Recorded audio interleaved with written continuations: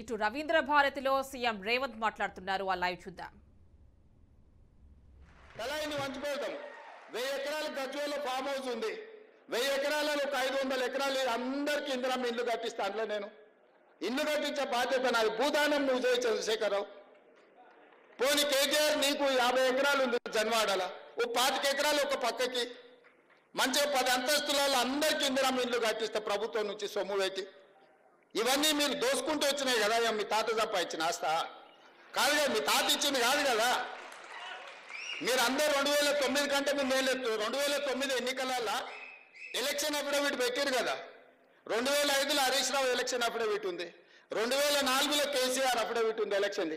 అక్కడి నుంచి వరుసగా తీసుకుంటూ మీ ఆస్తులు ఎట్లా పెరిగినాయో తెలుస్తాయి.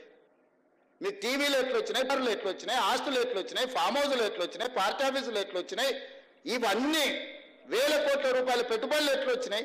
తెలంగాణ ఉద్యమంలో పిల్లలందరూ చచ్చిపోతుంటే ఆస్తులన్నీ కోల్పోతుంటే మీ ఆస్తులు మాత్రం గుట్టలో పేరుకపోయినాయి.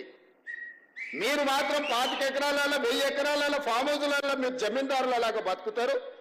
తెలంగాణ నుంచి బతకడానికి వచ్చిన వాళ్ళు మూసి మురికిల్లే చచ్చిపోవాలనా? ఏం వాళ్ళకు మంచి జీవన విధానం ఉండొద్దా? వాళ్ళ పిల్లలు చదువుకోవద్దా? వాళ్ళకు మంచి వసతులు కల్పించాల్సిన బాధ్యత ప్రభుత్వానికి లేదా? మంచి ప్రణాళిక తీసుకుందాం, కడదాం వాళ్ళ కోసం.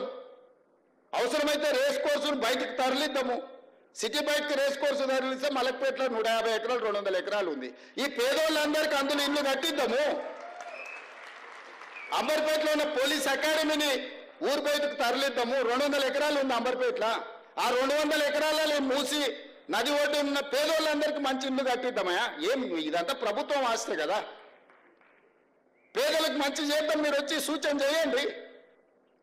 దాని మీద ఒక కమిటీ వేస్తాం. దాంట్లో రాజేందర్ను పెడతాం, కేకేఆర్ను పెడతాం, హరీష్ రావును పెడతాం, పొన్నం ప్రభాకర్ గారిని కూడా అందులో పెడతాం. మీరు కలిసి మాకు ఏంటి సూచనలు. ప్రతిపక్షానికి కూడా ఈ పేదలకు మేలు చేయడానికి ఒక కమిటీ వేద్దాం. బీజేపీ, బీఆర్ఎస్, ప్రభుత్వం అందరు కూర్చొని పేదోళ్ళకి ఏం చేద్దామో ఆలోచన చేద్దాము. ముందుకు రాండి. 10 ఏళ్ళ అనుభవం ఉందంటారు కదా మీకు ప్రభుత్వము, మంత్రులుగా. మీ అనుభవం పేదోళ్ళ కోసం పెట్టుర్రు, మీ ఆస్తులు ఇవ్వకపోయినా సరే. కాబట్టి ఇక్కడ ఉన్న నా మిత్రులందరికీ ఒకటే, వాళ్ళు ఏదో సోషల్ మీడియా నిజంగా పోయినోనికి దుఃఖం ఉంటుంది. నాకు అర్థం కాదానే. ఓ పేదోడికి జీవితాంతం కష్టపడి కొనుక్కుంటానో కట్టుకుంటానో అది కూలిపోతే దుఃఖం ఉంటుంది. దుఃఖం ఎంత ఉంటుందంటే ఇంకా బతకడం కూడా దండుగా. ఈ భూమి ఇట్లా పగిలిపోయి అందులో కూరుకుపోయి చచ్చిపోయినా పర్వాలేదు, ఏంది బాధ అని ఉంటుంది. 20 ఏళ్ళ నుంచి ప్రతిపక్షంలో ఉన్న పేదోడు బాధ తెలియకుండానే నేను ఇంత దూరం వచ్చినా. కానీ ఆ బాధ ఉన్న పేదోళ్ళని ఎట్లా ఆదుకుందామో చెప్పండి అంటున్నా. బాధ తెలియకుండా మేము ఇక్కడికి రాలే. బాధ తెలిసి ఒక్కొక్క మెట్టు ఎక్కుకుంటా ఆ పేదలకు అండగా నిలబడుకుంటూ వచ్చినాము.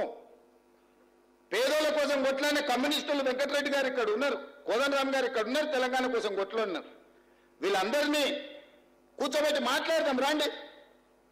ఏ ప్రణాళికతో ముందుకు పోదామో, బాగు చేద్దామో, మన నగరాన్ని బాగు చేసుకుందామో మీరు చెప్పండి. ఏది చేసినా అడ్డం పడి శనీశ్వరులాగా, శని కాలకే మూటలాగా ప్రభుత్వం ఏ కార్యక్రమం చేసినా, రైతు రుణమాఫీ చేసినామే 25 రోజుల్లో 18,000 కోట్ల రూపాయలు 22,22,663 మంది రైతులకు 2 లక్షల అప్పున్న ప్రతి రైతుకు మాఫీ చేసిన నేను.